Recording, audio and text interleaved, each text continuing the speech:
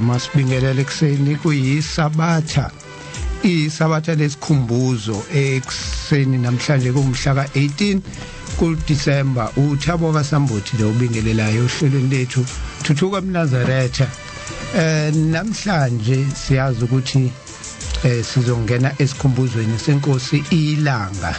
Ekushoneni kwelanga langesabatha namhlanje singena osukwini lokuqala. Kuyisikhumbuzo ke sihamba umfundisi uJS Mhlongo okuyena esizobe sinaye esilekelela esicathulisa njengomuntu okwazile ukuthi akhulele kuphakameni olaziyo ilanga bake bathi ihuka likaMahilela uma selibongelwa. Mfundisi siyabingelela ekseni kuyisabatha. Ake ngibingelele ngesiqubulo sasezulwini sithi mini yesabatha mayibenhle kwabangcwele. Ngibonge kakhulu namhlanje ukutholakala ngila sikhumbula inguqunguqu Nkosi ilanga phuma sikothe nabothali abahangula. Siyabonga Mtaka Sambuthi. Mfundisi wenkosi, umfundisi njengomuntu okhulele ekuphakameni, umfundisi njengomuntu owazi inkosi ilanga, mhlawumbe ungasipha nje i-background yakho nelanga mhlawumbe nokufika ekuphakameni ukuthi nifika kanjani nje kancane ukuthi umfundisi kuyephi ekhaya. Umfundisi uMhlongo lo ongokuzalwa phansi kwenhlangakazi endaweni yakoSiyane la izalelwe khona.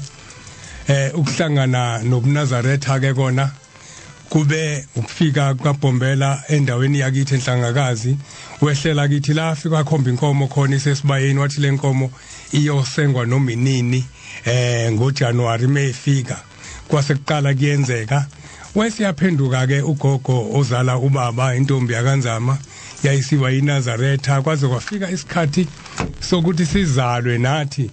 Mase sizelwe ke ngenhlanhla ngesikhathi sesizelwe nako kwenzakalayo kwabo ukuthi kufanele noma wami intombi yakanzobo iphenduke ibe iNazaretha no anti ababili baphenduke bayiNazaretha balandele ugogo intombi yakanzama. Makushona uma ke ukuze umuntu afike kuphakameni kulapho khona athe meshona kanti kuzongena ubungoma komunye woma umncane bami uMazungu mengena ubungoma base bexoxo anti ukuthi umama ungena ubungoma.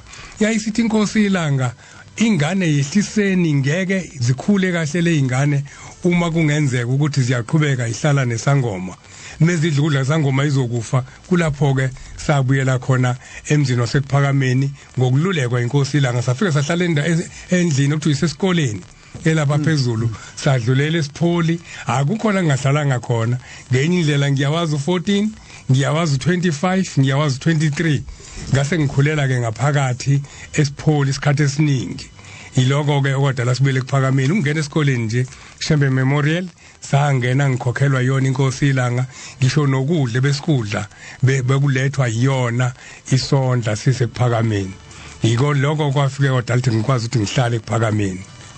Kushuthi mfundisi sihlangene nje la uzokhuluma hayi inzwabethi makuthiwa nje kufana nami mina ngikhuluma inzwabethi mangikhuluma inkosi ilanga ngizange ngilibone ilanga wena ukhuluma ngelanga elanilanda ekhaya lanibeke kuphakameni.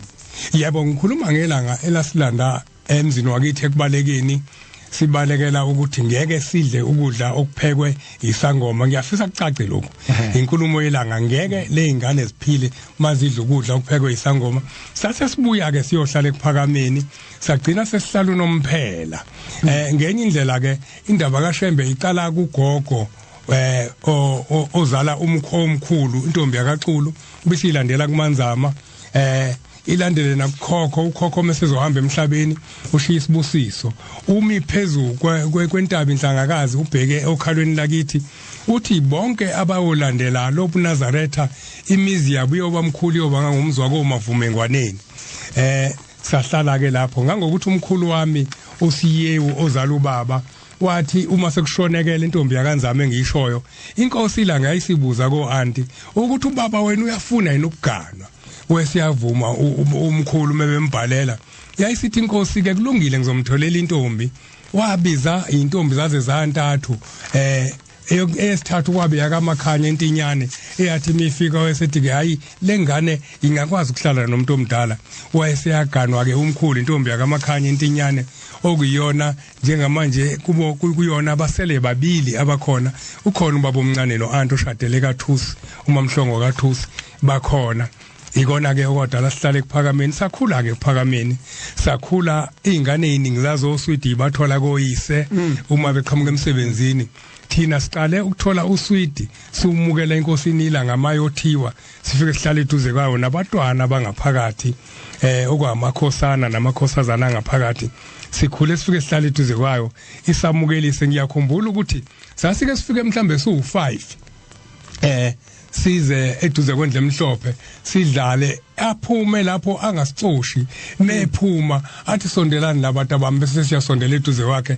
ebese ehamba nathi ayokoma phesha kwethi room emzini wasekuphakameni kwakhona indawo okuthiwa isesitini lesibovu la kwahlala khona amakhosana wodwa inkosi ilanga mengithi amakhosana ngisho amadodana wefika lapho mema lapha phesheya ngaseyitolo kuthi uwatha guqa wonke umuntu ebese eqhweba kunyakaze bonke abantu meqhweba ebese khomba ukuthi ukhombe esitolo bese kuwela ubaba uNhlanzi okuyena wayephethe esitolo mefika ngithe sasu5 mhlambe sihamba naye wefika mhlambe athathe 12 wamakhekhe methatha 12 okwakwenzeka ke kunye wethatha 12 siyothi mase sifika la ibeke khona isihlalo everanda endlini emhlophe sifike sokukhona abanye abawu7 amakhekha wabe asanele sonke yile umpilo ke esiyiphilile emzini wasekuphakameni kuningi sikubonile ngifuna ukulungisa la hey angilazi ilanga mengithi angilazi ngichaza ukuthi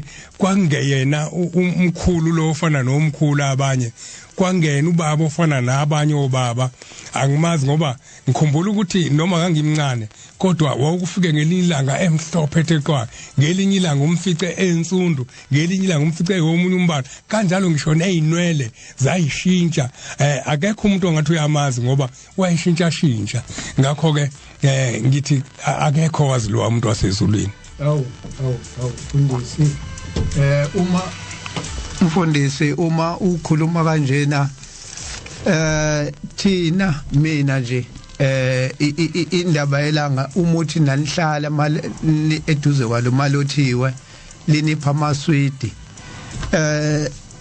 mina nje ngikhule ngalesikhathi uthi mawuthi ubuza abantu abadala ngelanga kuthiwa ha kwangelanga manje leyo nto igcine yenza ukuthi kuba ushembe nje osabe lo shembe lo ayikushuthiwa ushembe wayengabathanda abantu kwakushembe onjani ngoba manje abantu abaxoxe lento ukuthi hawu kanti ushembe wayibuye anipha amaswidi ushembe nanibuye nihlale naye mayothiwe akwangathi nje into ababeyisha abantu ulaka uyazi ngaze ngasizwa kakhulukazi umuntu eseqale sezwa amakhasethi hawu kanti ubabilanga inkosi eyikhuluma kanje kwaphinda futhi kwayincwadi lezi yakhumbula incwadi kaAdvocate Mnyandu isabhaliwe ise nebinding ingakabi lokho kuyiyona namhlanje umuntu waqala ke wafunda intshumayelo zenkosi ilanga kwayimake